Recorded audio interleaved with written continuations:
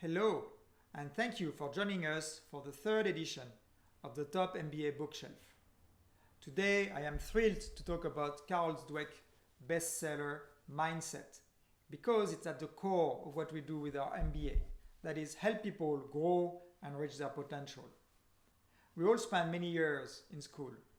Have you ever felt that a test score revealed who you are, whether a genius because you aced it, or failure because you bombed it? Would you agree that you can't readily change how intelligent you are? After all, you are a certain kind of person. Maybe you have a lack of artistic ability. For example, you can't draw. This kind of thinking is what Carol Dweck calls the fixed mindset. Conversely, a growth mindset is about believing that people can develop their abilities. In the growth mindset, the test that we bomb is motivating us to confront the obstacles, to seek and use feedback and work towards success harder. When asked, when do you feel smart?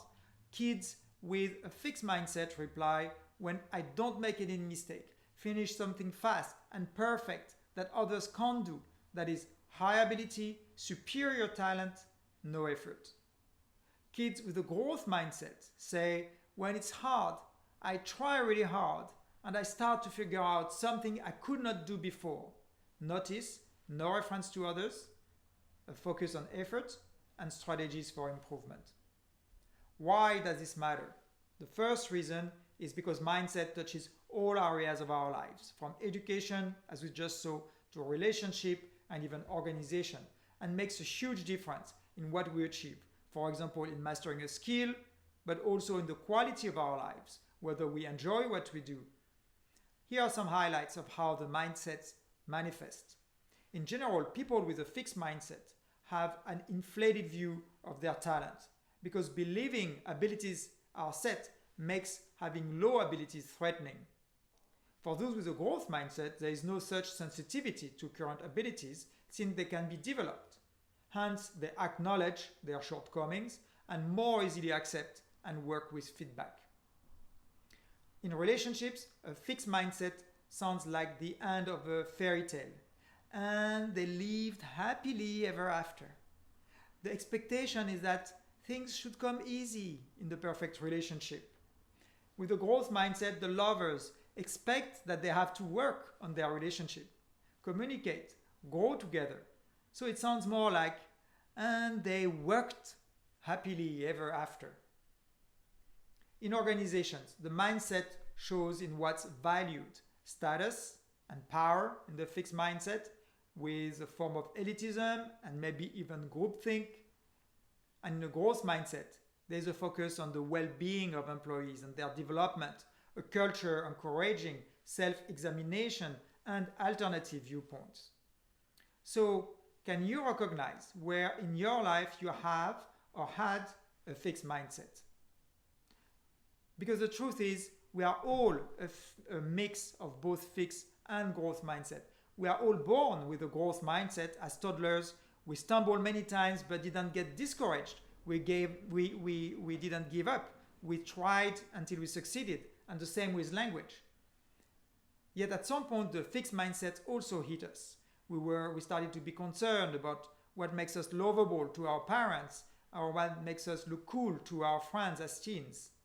We start to fear failure, maybe even refrain from taking chances.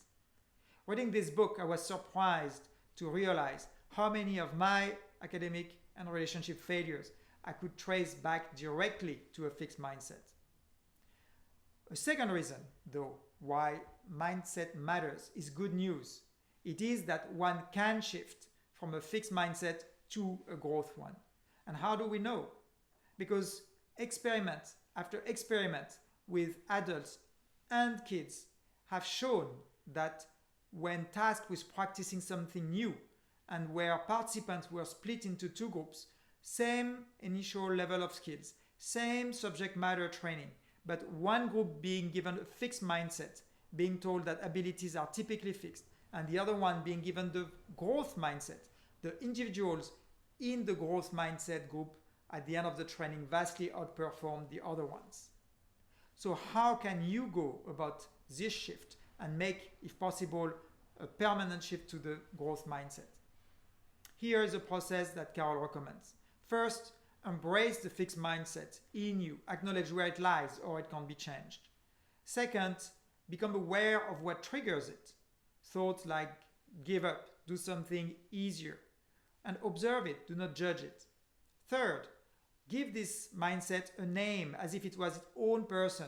And in the book, some call it Gertrude, sugar daddy, dumping Dan. So be creative and take this mindset then on a journey to educate it with you so that it transforms over time. Give compassion as well to others who still exhibit the fixed mindset. And finally, keep setting goals for growth with specifics around when, where, and how you'll go about it. Thank you for joining us. I wish you a lot of fun and best of luck with experimenting with the growth mindset.